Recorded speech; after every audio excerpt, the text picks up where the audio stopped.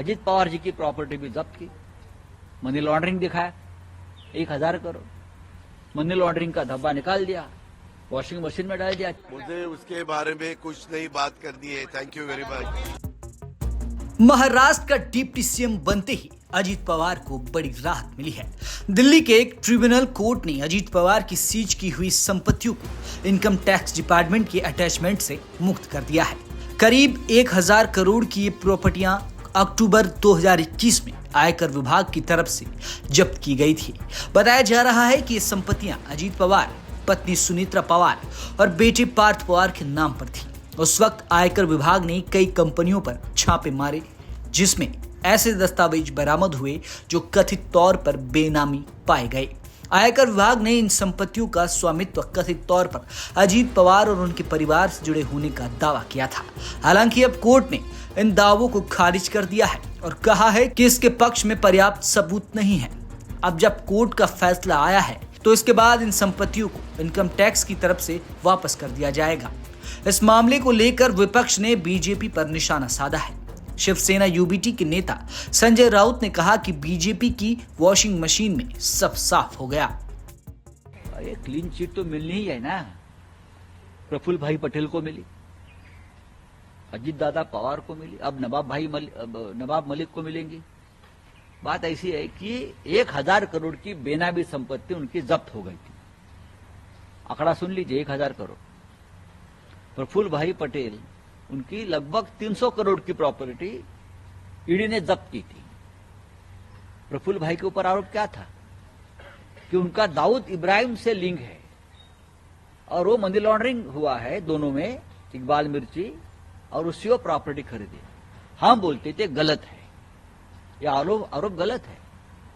अजीत पवार जी की प्रॉपर्टी भी जब्त की, मनी लॉन्ड्रिंग दिखाया 1000 करोड़। दोनों सदमे में गए, प्रेशर में आए, उनका चेहरा उस वक्त देखने लायक था, लेकिन बीजेपी में चले गए। प्रफुल्ल भाई पटेल की प्रॉपर्टी मुक्त हो गई, मनी लॉन्ड्रिंग का धब्बा निकाल दिया, वॉशिंग मशीन में डाल दिया, 300 करोड़ की प्रॉपर्टी फ्री कर दी। अजीत दादा पवार कल शपथ ली बीजेपी के साथ मोदी जी के उपस्थिति में।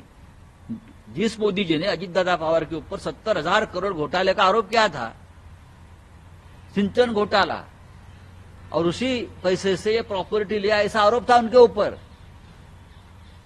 अब 2 या 3 दिन में ईडी इनकम टैक्स ने उनकी प्रॉपर्टी क्लियर कर दी। बीजेपी में आइए, हमसे हाथ मिलाइए और जो काला धन है सफेद करिए।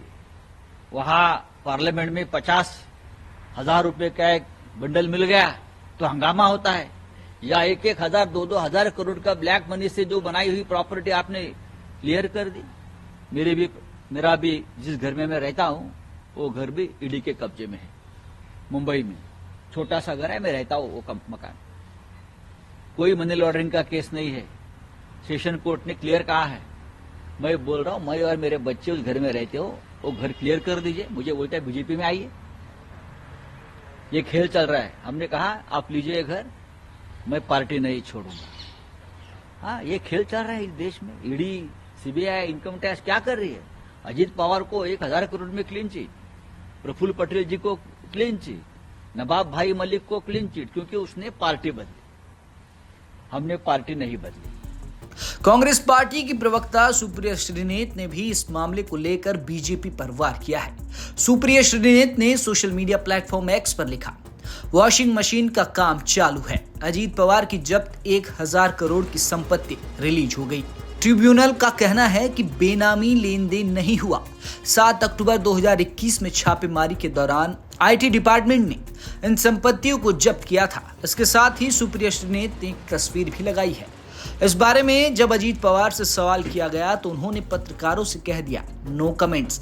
साथ ही उन्होंने कहा कि ये बताओ मैं बीजेपी के साथ कब गया। आपकी जो प्रॉपर्टी अटैच थी इनकम टैक्स में, जो अपोजिशन के लीडर हैं वो उसके ऊपर सवाल उठा रहे हैं, वो रिलीज कर दी गई है इनकम टैक्स की तरफ से। आपने शपथ लिया, उसके बाद रिलीज कर दी गई, ऐसा विरोधकों को। उसके बारे में नो कमेंट्स। मराठी में नो कमेंट्स, मेरा अधिकार है। दादा ये बात है कि भाजपा की वॉशिंग मशीन कही जाती है। संजय राउत बोल रहे हैं कि यही तो भाजपा की खासियत है कि भाजपा के साथ जाने के साथ क्लीन होते हैं। मैं भाजपा के साथ कब गया हूँ बोलना 1.5 साल हो गया, तो 1.5 साल क्या हुआ? कुछ भी अगर उन्होंने जो भी एलिगेशन किया वो सच्ची, उसमें सच मानना पड़ेगा, ऐसा नहीं है।